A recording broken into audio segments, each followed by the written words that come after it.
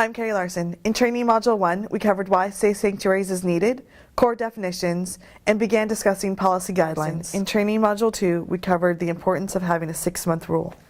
The 6-month rule is the length of time an active volunteer should be a part of your church before participating in children or youth ministries. In Module 3, we had a lively discussion on the joys and trials of taking youth or children on an overnight event. In Module 4, we discussed transportation considerations. In Module 5, we reviewed the obvious common sense rules. In Module 6, we talked about recruiting, screening, and reporting.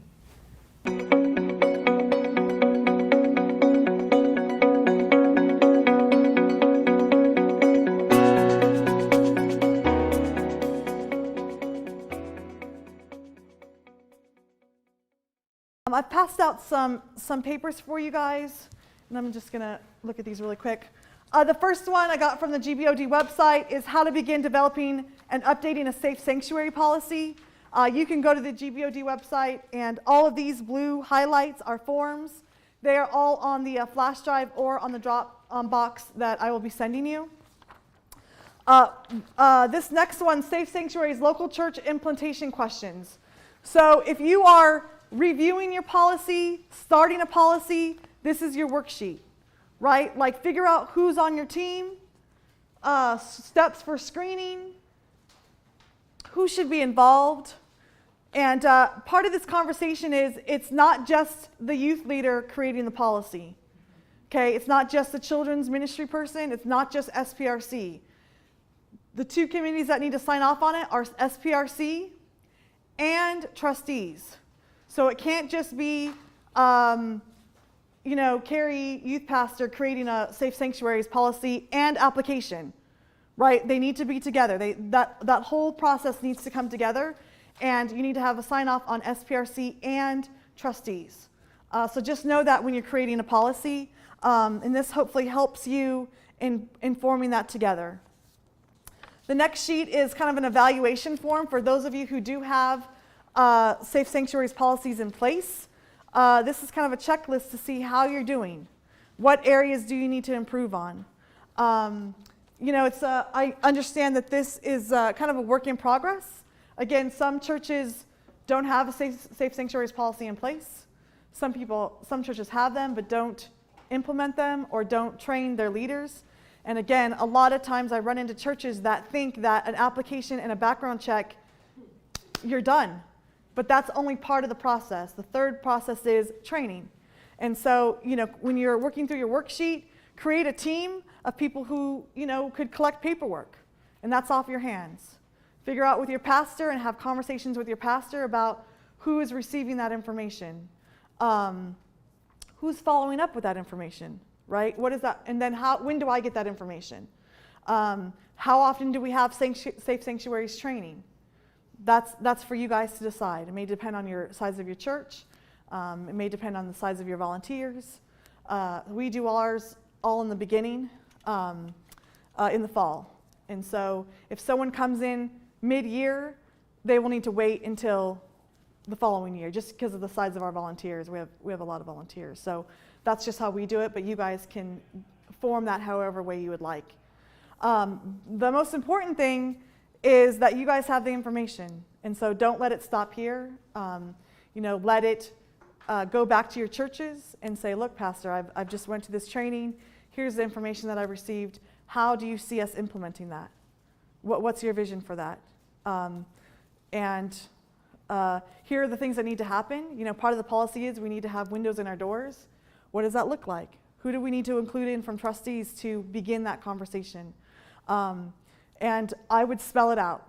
So if you don't have windows in your door now, in your policy you would say all of our Sunday school classrooms the doors must be open.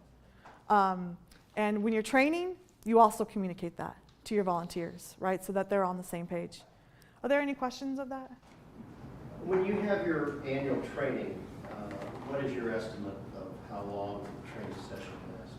So I do it a little bit differently than our children's ministry. Our children's ministry, theirs is about 2 hours. I do mine on not an individual, but I have like my small group leaders. So I have a meeting with them, and part of that meeting is safe sanctuaries training. So if you're doing it every year, there's a questionnaire form that's also on the flash drive. Every one of your volunteers every year has to sign that form. And that paperwork goes in the locked file, right? So at your training sessions, either a large group setting, mine are smaller group settings just because it's a little bit more individualized with social media, and I just want to make sure that we kind of hit some points home about driving and lodging and those kinds of things, where children's ministry, that may not be their focus of lodging and driving kids home. And so you just want to make sure that, at your training sessions, right, you have all of the information to give them. Fill this out before you leave and bring it up to me. So it's just a 2-page questionnaire. Again, it's on the flash drive. And all of your volunteers, once they've been background checked, that's what they do every year. So in between years, they fill out the questionnaire form. And then if you go with the online site, they track who's up. So when you pull that up, you can see, okay, these volunteers are due for a background check. And so then it's about, are they still working in our ministry? If they are, then that process starts all over again. Application, signature for background check, those kinds of things. Now that's a choice. You don't have to do an application. I mean, you just can do the information about background check, but it's all, things may change. They may have moved. That's a key information for checking addresses and background checks, is if they've changed addresses. And so you have that information.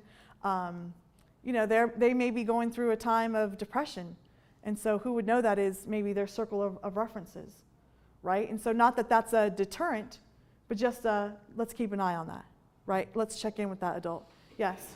We have some parents who might, on a whim, because someone else didn't show up, just come and help with Sunday school. So we have to have them a background check on them too? So here's how I do that. So you want to stick to the 2-adult rule, right? So those have been background checked. I have an open door policy at my youth ministry. Parents are welcome anytime at any event. If they become regulars, then we have a conversation. And regular to me is more than 2 or 3 consecutively, right? So I would have a conversation. It looks like you want to be a part of our ministry. I would love to have you. Here's our application process. Pray about it, turn it back into me, and we'll get you plugged in. So that's a ministry opportunity, but it's also like, okay, here's our policy. In order for you to be, it's great that you're here. It's great that you're checking in and plugging in, but you're becoming regular, and so we just want to make it official and do a background check. Yes. Especially for the youngest children, we have specific grown-up size chairs in like the children's church area for the visitor parents, and they're told, you may come, this is where you sit. We ask that you not participate at the table with the children. And then after 2 or 3 times, they send them to me to talk to you about exactly what you said. But we do that even in Vacation Bible School, because we don't want a random parent coming in with their child who's too timid to be left alone and then ending up working at the craft table or working with the games or whatever. We want them to back off from the kids. Exactly. Not for their child's sake or theirs, somewhat, but really for the sake of everybody else in the policy. It's the only way to really. Yeah, and sometimes it's just about, look, I want your kid to plug in and build other relationships outside of family. And so it's just how you word that. But then you got to keep an eye on that. Like, okay, this parent has come the last 3 weeks. It's time to have a conversation about really plugging in and investing. Or let's, allow your kid to enjoy the environment or continue, in this corner. But I wouldn't continue too long, to be honest with you. I would just kind of have that conversation about investing in the ministry. Great question, though.